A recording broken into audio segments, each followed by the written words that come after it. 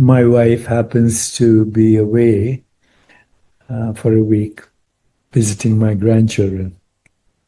And this morning, I decided to go to Whole Foods across the street from where I am and get something to eat.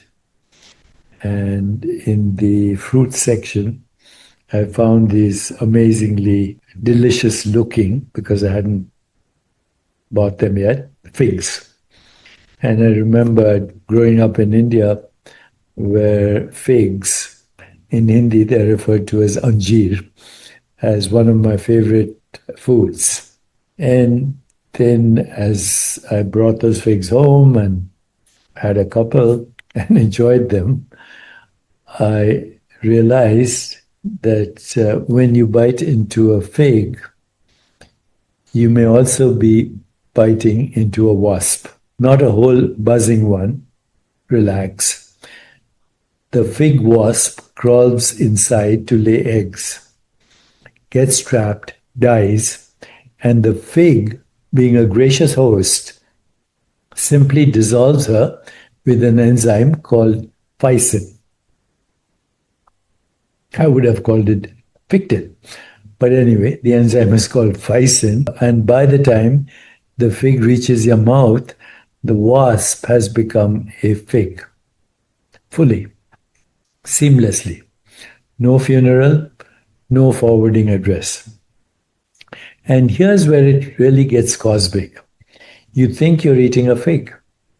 You're actually eating a wasp who became a fig, who also ate sunlight, which fell from a star, which was forged in the death of an earlier star, which condensed to form leftover hydrogen of the Big Bang.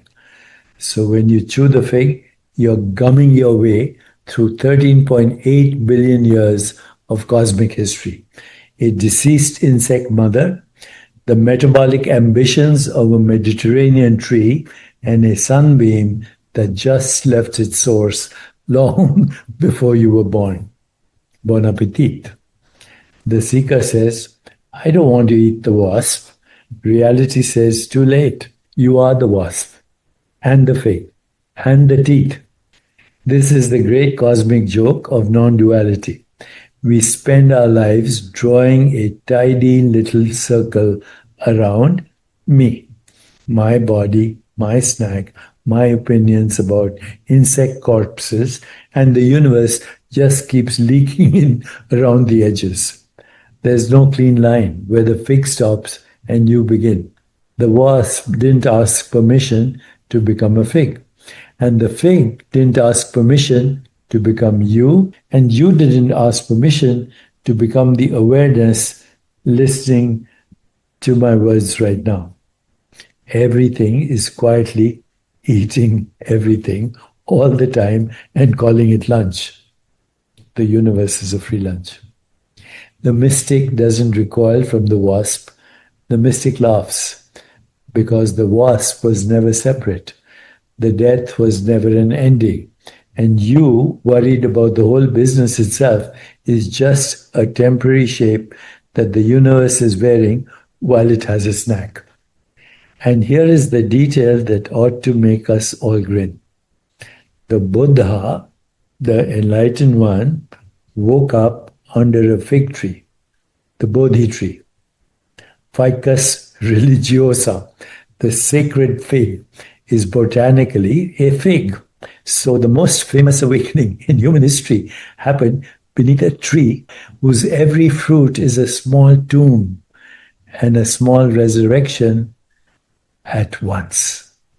The Buddha sat under the perfect teacher, a tree that demonstrates season after season that death and sweetness are not two, that the eaten becomes the eater, that nothing is truly lost, only rearranged into the next delicious shape. The Buddha didn't have to say a word. The fig was already preaching. So next time you eat a fig, offer a little bow, not out of guilt, out of recognition. You are, after all, eating from the same family of tree that once held the Buddha while the universe blinked awake to itself. That which is eating, that which is eaten, and the strange awareness that notices the difference, all the same seamless whole, pretending for a moment to be three. One mouthful, one mouthful, one mouthful, the entire cosmos. A single wasp, surprisingly successful career change. So swallow, smile, carry on. There is no clean line where the fig stops and you begin. Let's do a meditation on this. Breathe in. Somewhere in this body is a wasp, a fig, a sunbeam, a star. Now breathe out. Somewhere in this body is everything that has ever been. There's no eater, there's no eaten. There's only this. The universe tasting itself for a moment and calling that moment you. Rest here. Nothing is missing. Nothing ever was. Tattvamasi. Aham Brahmasmi. Sarvam Kalvidam Brahma.